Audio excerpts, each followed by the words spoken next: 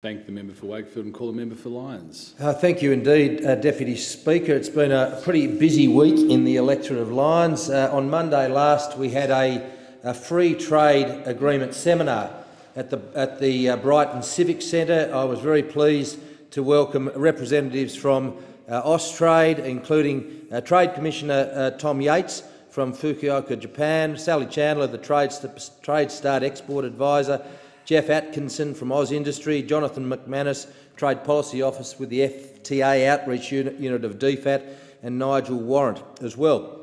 Also in attendance was local business, Tasmanian eel exporters, Sean Finlayson, along with his father Bradley. They operate a very important business out of Baghdad in the southern Midlands of Tasmania, exporting eels, ironically, Deputy Speaker, to those three countries that we've recently signed free trade agreements, being Korea, Japan and more recently China.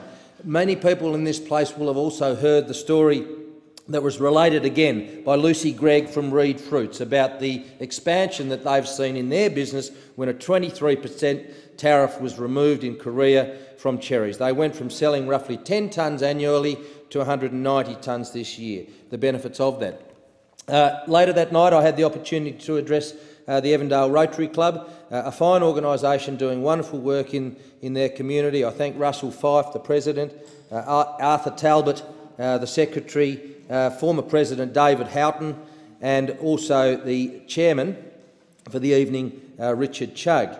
The following day I had the pleasure of attending Flourish. Flourish is a representative representing consumers of mental health services around Tasmania, providing feedback to policymakers in the areas that are most important to consumers. I thank Miranda Ashby and all the other staff that work for this very important organisation, and particularly the Chairman of the Board of Governors, Danny Sutton. I also participated in a panel at the Fonterra Producers Forum, and the members of the Bonlac Suppliers group that were in attendance. I was joined on that panel by Luke Curtin from Tasmanian Irrigation and local farmer Grant Archer. There were representatives from all around Australia, and it was great to be able to showcase the importance of the dairy industry, not only to my electorate but also to the state of Tasmania. I also, though, I think the highlight of my week was my attendance at the Mole Creek Primary School, and Nathan Rockcliffe and Stephanie, the grade 5-6 teacher.